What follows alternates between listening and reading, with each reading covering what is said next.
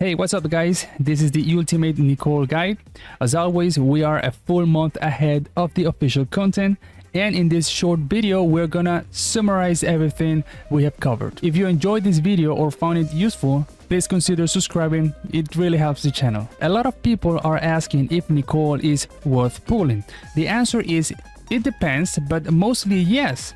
Why? Because she makes multiple teams stronger, not necessarily meta breaking, except for Barca, who does become meta with her. But many teams that used to have a lower DPS now gets a decent boost as long as two of the following three conditions are met. There's at least one other headset user on the team, at least two characters deals considerable DPS, and the on-field character is a headset user. If, when building a team, two out of these three conditions are satisfied, Nicole is worth it, especially if all three are met. I'll share some teams and their DPS numbers in a bit. What does Nicole do?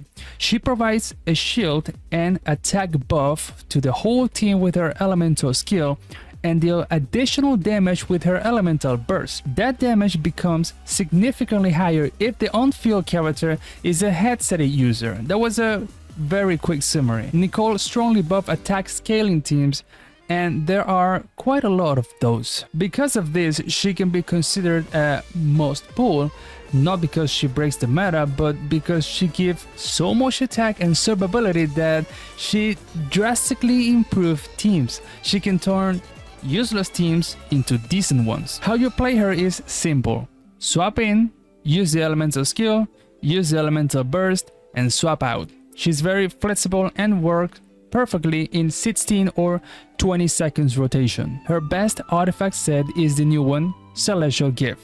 You will want attack or energy recharge in Sense, attack in Goblet, and attack in Circlet. Focus on reaching at least 4,000 attack and enough energy recharge. How much energy recharge you need varies. With her 5-star signature weapon plus another pyro, 160%. With signature weapon as solo pyro, 190%. Without the signature weapon plus another pyro, 210%.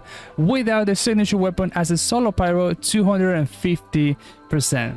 All these numbers can go down if you have energy sources on the team like Favonius or other energy recharge buff.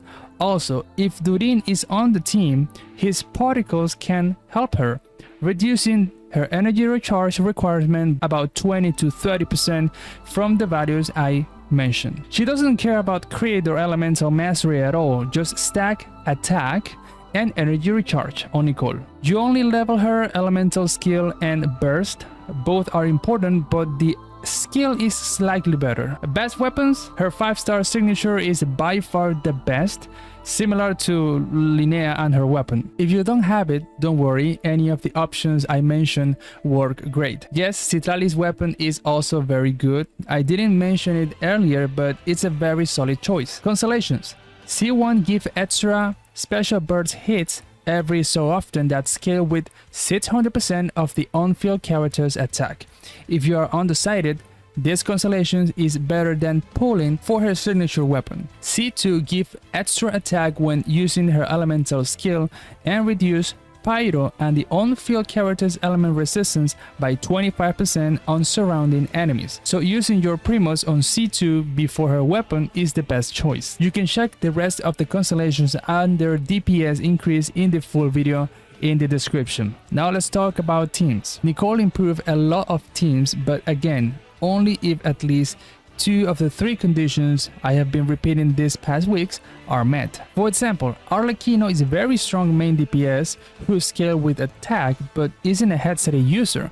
When I pair her with Fum, Nicole, and Durin, she actually got a bit higher DPS than her previous best male team, going over 110k DPS. Two out of the three conditions were met, enough for a bit of improvement. Same with Kinich. His DPS is now around 100k with Durin, Nicole, and Emily.